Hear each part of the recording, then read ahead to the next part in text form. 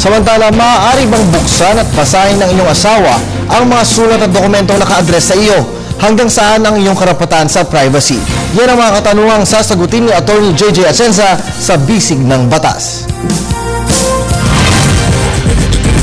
Maaari mo bang sabihin na may right to privacy ka kahit na ang asawa mo pa ang nagbukas ng iyong mga sulat o di naman kaya ay dokumento? Si Mayet ay asawa ni Jess. Isang araw habang nasa out-of-town trip si Jess, pumunta si Mayet sa opisina ni Jess kasama ang kanyang kapatid na si Susan. Sa harap ni Susan, binuksan ni Mayet ang mga drawers ng lamesa ni Jess at mga filing cabinets. Doon ay nakita niya may mga love letters sa pagitan ni Jess at ng isang babae. Bukod dito ay nalaman niya rin na may mga joint Jess at ang naturang babae. Kinuha lahat ito ni Mayet at ginamit na ebidensya sa isinampa niyang kaso para sa bigamy at annulment ng kasal nila ni Jess. Depensa ni Jess, hindi raw maaaring gamitin ang mga nasabing love letters at joint bank account booklets na kinuha ni Mayet mula sa kanyang opisina. Marami na pong kahalintulad na kaso na nadesisyonan na ng ating Korte Suprema. Sa kaso nila Mayet at Jess, ang sagot po sa issue kung maaari bang maging depensa ni Jess ang right to privacy? Oo.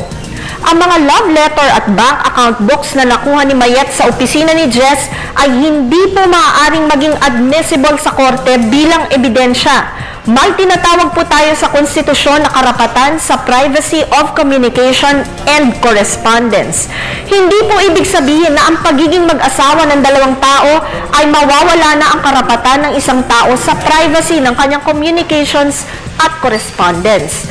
Maaari lamang pong hindi masunod ang proteksyon sa karapatang ito kung ang pagkuha sa mga sulat at dokumento ay dahil sa utos ng korte o dahil sa lawful order of the court o di naman sa kadahilanan ng public safety o di naman kaya ay dahil sa ito'y requirement ng batas. Ang violation sa constitutional right na ito ay hindi po admissible bilang ebidensya sa korte. Kahit gaano pa ka-intimate ang mag-asawa, hindi po ito dahilan upang magbukas o manira ng drawers o cabinets upang mapagtibay lamang ang bintang ng pangangaliwa ng isang lalaki. Ayon nga po sa isang desisyon ng Korte Suprema, sinasabing ang pagpasok sa pag-aasawa ay di nangangahulugang pag-iwan o pagsuko ng isang tao sa kanyang right to privacy. Mayroon naman din pong tinatawag na absolute freedom of communication sa pagitan ng mag-asawa. Kung kaya't anuman ang malayang ipinahayag ng isang tao sa kanyang asawa, ito ay pinoproteksyonan din ng batas sa pamamagitan ng hindi pagtanggap sa anumang testimonya galing dito unless may pahintulot ng nag-disclose nito. Sa atin po mga manonood, mag-email lamang po sa ptv4newscenter@gmail.com. Salamat po sa inyong pagtitiwala. Ako po si Atty. JJ Jimeno Atienza, ang inyong bisig ng batas.